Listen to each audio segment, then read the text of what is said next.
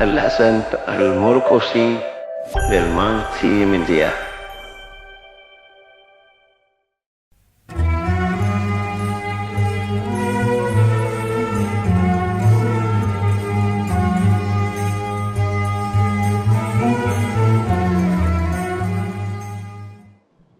بسم الله والابن والروح القدس الاله الامين له كل مجد والعظمه الابد امين. في سؤال بيقول: لو الرب يسوع المسيح له المجد مات بالناسوت فقط، احنا بنقول في القداس ان لاهوت لم يفارق ناسوت لحظه واحده ولا طرفه عين. ولو مات المسيح باللاهوت والناسوت، لا بص حبيبي، احنا فعلا بنقول كل يوم في الأشبية في قطع الساعة 9: يا من ذاق الموت بالجسد وقت الساعة 9. كل يوم ولا في الأشبية. السيد المسيح له المجد على الصليب انفصلت الروح الإنسانية متحدة باللاهوت، وتركت الجسد الإنساني متحد باللاهوت. اللاهوت لا يموت، استحالة. كلمة الله لا تموت، استحالة، مش ممكن. فانفصلت النفس البشرية، الروح الإنسانية انفصلت متحدة باللاهوت، وتركت الجسد الإنساني متحد باللاهوت.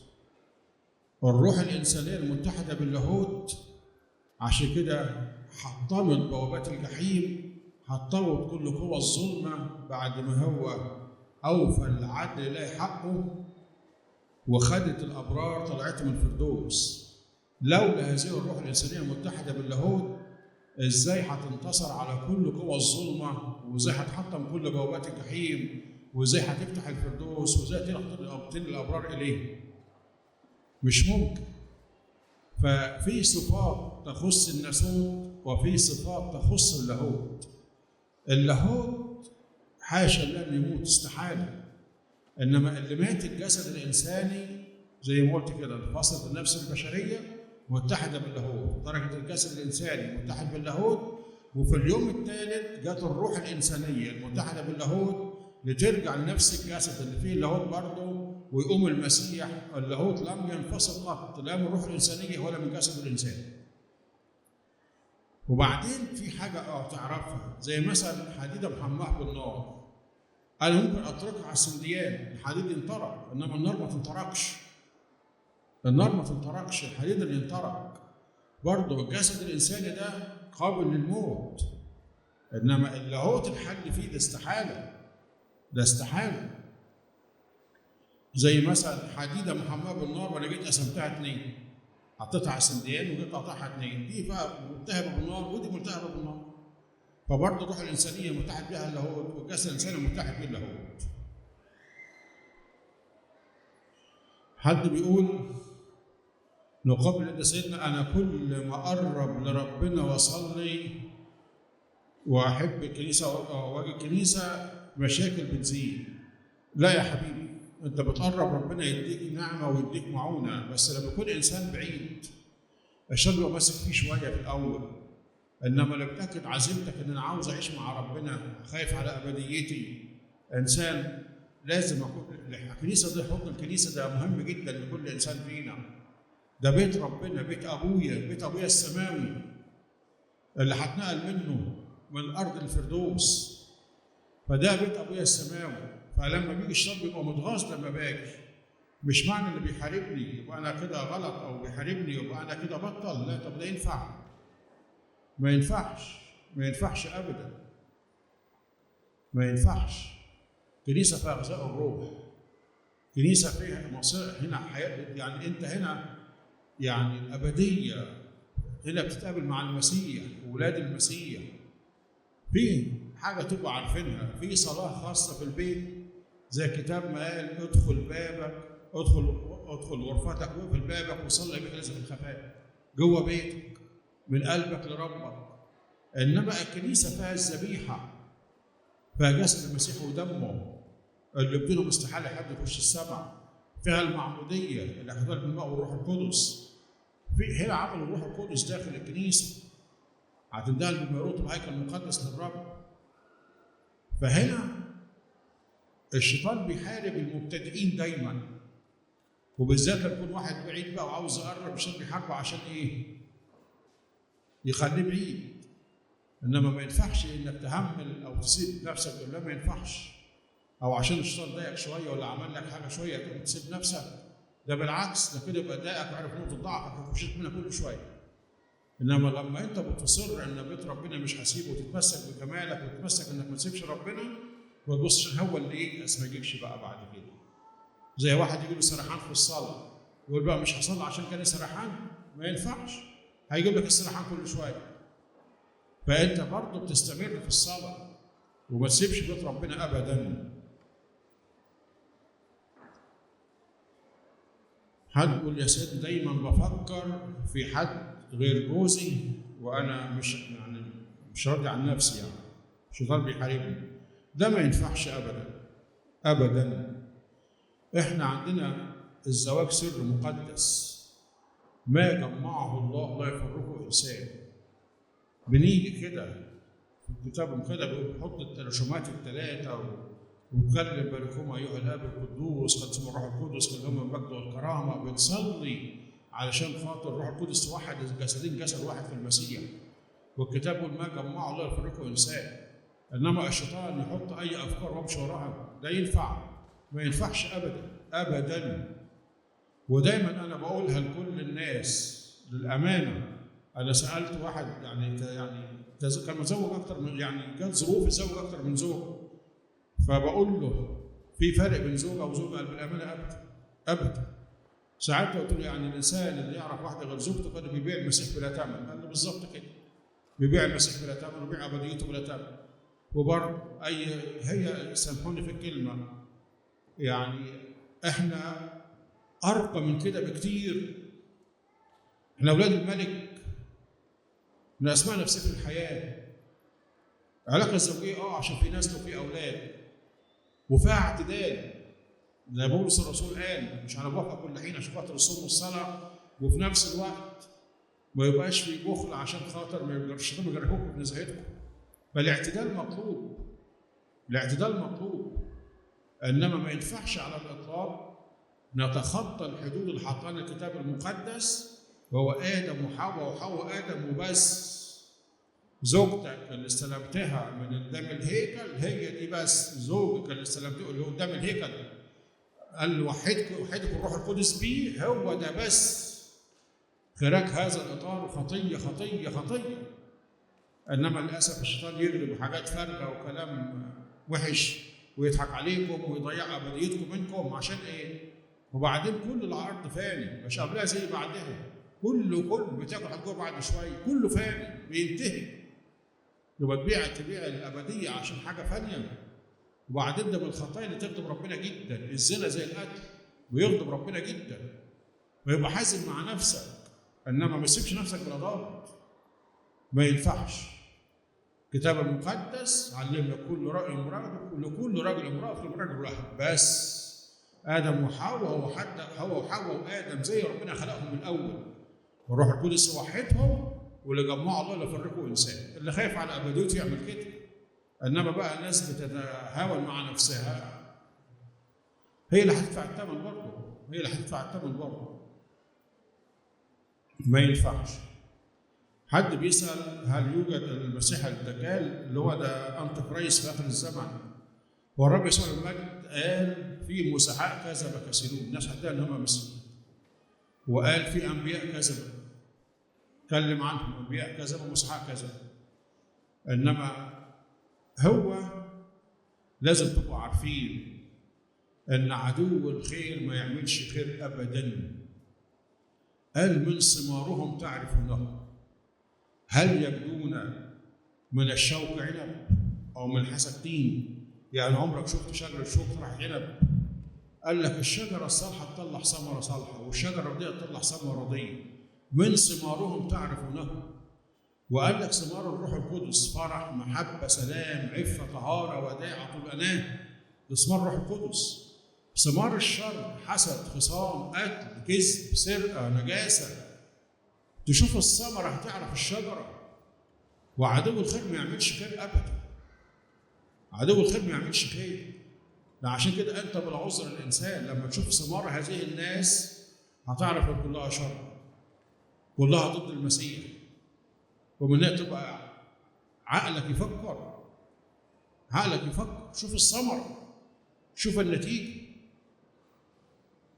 ما قالكش إن الشوك هيطلع هنا، لا. الثمرة قال لك من ثمارهم تعرفونهم، من الثمرة بتعرفها.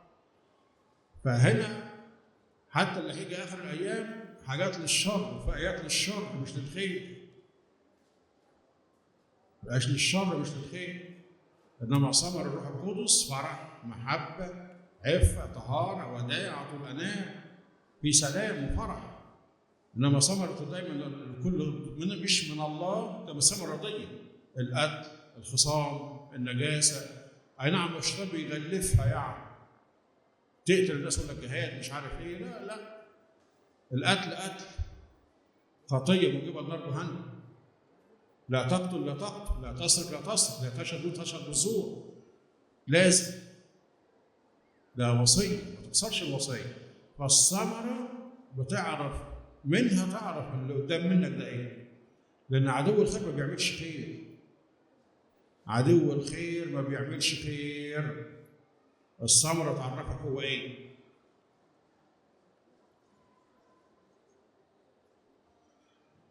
حد بيقول أنا عمري 70 سنة وأقرأ في الإنجيل وفي أجزاء مش قادر أفهمها يعني وبنسى بسرعة. بنقرأ برضه وبناخد البركة، بس دايماً أنا أحب أقولها للمبتدئين خليك في العهد الجديد.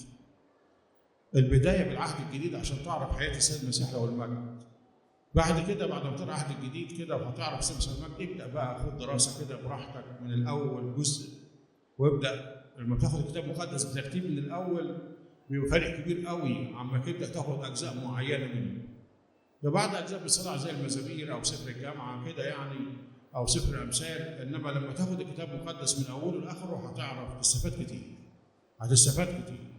انما للمبتدئين هو العهد الجديد ده، اللي عندهم وقت ضيق هو العهد الجديد، عشان ده يعتبر العهد القديم ده مدخل للعهد الجديد. انما الاصل كله في العهد الجديد. المسيح اللي فداك هتلاقيه في العهد الجديد بالاكثر يعني. انما في نبوات في العهد الجديد طبعا، ده المدخل، ده الاساس. حد بيقول في واحده متزوجه وبتحب شخص اخر وهي سابته ومش قادره. بصوا انا قلت لسه بتكلم الكلام ده دلوقتي، ما ينفعش لكل رجل امرأة كل مرة رجلها. ما ينفعش. ما نضيعش أبديتنا، ما نضيعش أبديتنا. كل اللي على الأرض فاني، الشهوات فانية، أكل وشرب فاني، كل حاجة فانية. لا فرح بيدوم ولا حزن بيدوم. تضيع أبديتك ليه؟ تضيع أبديتك ليه؟ ما ينفعش. حد بيقول سؤال تاني، عندما يتكلم فيلبس مع الرب يسوع المجد وقال له يا معلم أرنا الأب وكفانا، وبعدين قال من جدف على الابن يغفر له، وأما من جدف على الروح القدس فلا يغفر له. هنا طبعا هو يوحنا بالفعل بيقول يوحنا لما فيلبس بيقول الرب يسوع المجد أرنا الأب وكفانا، قال له أنا معكم كل هذا الزمان ولم تعرفني يا فيلبس، من رآني فقد رأى الآب. وقال لهم الأعمال اللي أعملها تشهد لي أن الآب فيا وإني في الآب. فإن لم تؤمن بي آمنوا بالأعمال لكي تعرف أن الآب حل فيه. وأنا وضحت لكم قبل كده السيد المسيح المجد هو الوحيد الذي يحمل الطبيعة الإلهية والطبيعة البشرية في أن واحد. الطبيعة الإلهية متحدة بالطبيعة البشرية في السيد المسيح المجد، عشان خاطر إحنا بنتحد بيه في الجسد والدم بسر التناول، وهو متحد بالله يوصلنا الله هو الطريق والحق والحياة. قال لا أحد يأتي الآب إلا بي، قال بدون لا تقدروا أن تفعلوا شيء. عشان احنا بنتحد بيه، هو متحد بالله يوصلنا لله، لأن الشيطان في الأصل ملاك وصار قوة ملاك. فاتحدنا بالمسيح هو اللي بينجينا من الشيطان. عشان كده برضه قال كده، قالها كده إن لم تكونوا آمنوا بالأعمال تعرف الآب فيا وأنا فيه. وبعدين بيتكلم على التجديف على الروح القدس. التجديف على الروح القدس الرب يسوع المسيح له المجد لما جم هو عمل المعجزات وقالوا ورئيس الشياطين يخرج الشياطين، فقال هذه الآية: ما ينفعش تاخد عمل الله تسيبه للشيطان، ما ينفعش. الشيطان عدو الخير مش هيعمل خير. هو الشيطان هيعيش في مريض؟ هو الشيطان هيقوم ميت؟ هو الشيطان هيفتح عين أعمى؟ الشيطان هيشفي مشلول؟ هيطهر أبرص؟ عدو الخير ما بيعملش خير. عدو الخير يعمل شر بس، طبيعته كده، يأذي بس، يأذي بس. فلما تاخد قوة ربنا تسيبها للشيطان، ده كده بتجدف على الله. ما ينفعش، ما ينفعش خالص. ما يبقاش يعني عصبية أو تعصب أعمى عشان خاطر وتضيع نفسك. ما ينفعش. عدو الخير ما بيعملش خير، ما غيرش طبيعته. فما ينفعش تاخد قوة ربنا تسيبها للشيطان، ما ينفعش خالص. فعشان كده واللي بيعمل كده هو بيآمن. اللي شاف معجزات المسيح ورفضها او نسبها للشيطان ده هيآمن؟ ما رفض عن الروح القدس، كانوا يجدف على الروح القدس، كانوا يجدف على الروح القدس. وبرضه الآباء قال لك تجديف على الروح القدس انك مقاومة عن الروح القدس داخلك لغايه ما تموت. يعني واحد مات بدون توبه، استمر في الخطيه وقاوم تبكيته الروح القدس جواه عشان يمشي صح، واستمر في الغلط لغايه ما مات بدون توبه، كانوا يجدف على الروح القدس. لان قاوم الروح القدس جواه. ده الروح القدس بيبكت العالم على خطيه، ماشي لغايه بيبكته. انما انسان تاني يقاوم عمل الروح القدس لغايه لما يموت بدون توبه، برضه يجدف على الروح القدس. حد بيقول ابني عنده 20 سنة بيشرب حشيش وأنا تعبت معاه وعامل مشاكل كتير في البيت ومع ناس بره وإيده بتطول عليا ولو حاجات في البيت يعني بيسرق. أنا من الأول خالص الكلام ده اتكلمت فيه كتير قوي، علشان خاطر قلنا ولادكم عينكم عليهم وأصدقائهم. لو ابنك مش مصاحب أصدقاء سوء مش هيعمل كده. من الأول شوف أصحابه، لو صحابه مش حلوين ما ينفعش سبيه. وبعدين إحنا دلوقتي أحد مشاكلنا بندلع ولادنا دلع فوق الوصف. اللي ما كانش من صغره يعرف يهاب أبوه وأمه حتى لما يكبروا هيشيلهم جوه عنده لما يهابهم. إنما إحنا ندلع دلع زيادة فوق الوصف، والنتيجة يطلعوا مش متربيين وأصدقاء سوء ويشربوا مخدرات، وتيجي الأب والأم يكلموا يزعق فيهم. طب وفين التربية؟ دورك فين من صغرك؟ أنت كأب وكأم ما تسيبش ولادك بلا ضابط. علمه كده، في غلط في عقاب، لأن ربنا بيعمل معانا كده، في غلط في عقاب، في صح في مكافأة. إنما ما ينفعش على الإطلاق. بتشوف مثلا حد كبير في العيلة، حد في أهله، ونشوف نحاول نمشيه صح بسبب ياخد العقل. لو هو يقدر يصلح نفسه يبقى كويس، لأن ده طريق هلاك. وناس كتيرة يعني ضاعت بسبب هذا الموضوع. يمكن مطاع يمكن 4 ماتوا بسبب ياخد جرعة مخدر زيادة. ياخد مخدر زيادة عمل له هبوط حد في الدورة الدموية بيموت. والكتاب لك لا يسكرون يرسل ملكوت السماوات. استفاد ايه بقى؟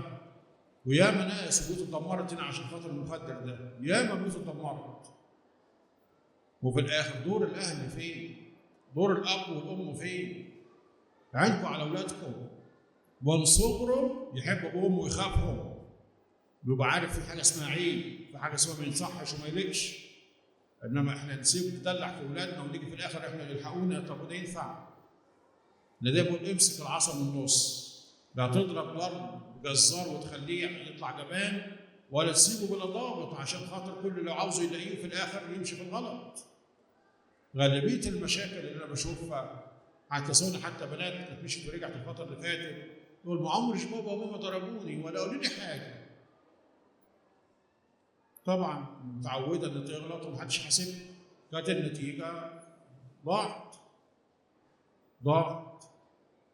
وطبعا الأمن جابها، أنا نشكر ربنا يعني، بس بقى تبيت 4 أيام في الاسم والتعب ما أنا يعني حقيقة أنا ما بسيبهمش عشان تبقوا في الصوره يعني. ما بسيبهمش، بكلم الامن والامن بيتصرف وبيجيبوهم وبيقعدوا يبكوا للاسف بخاف على بناتنا. انما لزوموا ايه بقى؟ يسيبوا نفسهم كده عشان الدلع بتاعنا، وابص الاقيهم. وبرضه لما بيتهم في الاسم ده كويس، لما يروح بيته في الاسم ويجيبوهم الساعه 2 بالليل في دوب كلبشات الحديد من قلب الشقق اللي هم فيها ده كويس، وعارفين ما بيسيبهمش يبقوا فوق لنفسهم. ما ينفعش. الفترة اللي فاتت من 4 مشوا ورجعوا. لزومه ايه بقى؟ المبيت في الاسم والتعب وتتعب الدنيا حواليك والشرطة حواليك وعيب 15 سنة وحاجة تكسب. عشان ايه؟ طبعا للأسف مفيش تربية في البيت. ما عمرش بابا وماما ضربوني، ما عمرش مش عارف ايه. والتانية اللي والدها متوفي وفي نفس الوقت مفيش حد بيقول لها عيب اختشي. لا، ده ما ينفعش. تربوا ولادك من صغرهم يهابوا ابوهم وامهم عشان لما تكبر يشيلوك. لما يطلعوا اولاد ربنا بيخافوا ربنا، ما يتحملش بابوه وامه. لما تعجز لاولادك بسندك. انما لما تلاقي نفسك كده سايب ولادك كده، ده ينفع؟ ما ينفعش. عشان كده انا بقولها لهم كده، انا بلاش اي علاقه مع حد غير مسيحي، مش هتنفع خالص. يا هيضيعك، وان مشيت الشرطه هتروح تجيبك من اخر الدنيا. يبقى هتلمي نفسك بدل ما تتعبينا وتعبي نفسك معانا. ده بقولها لكل كده، وتقولها للناس عندكم. لان انا بقول لك 4 شرطه جابتهم، فمش هينفع كده. معلش عصبتوني.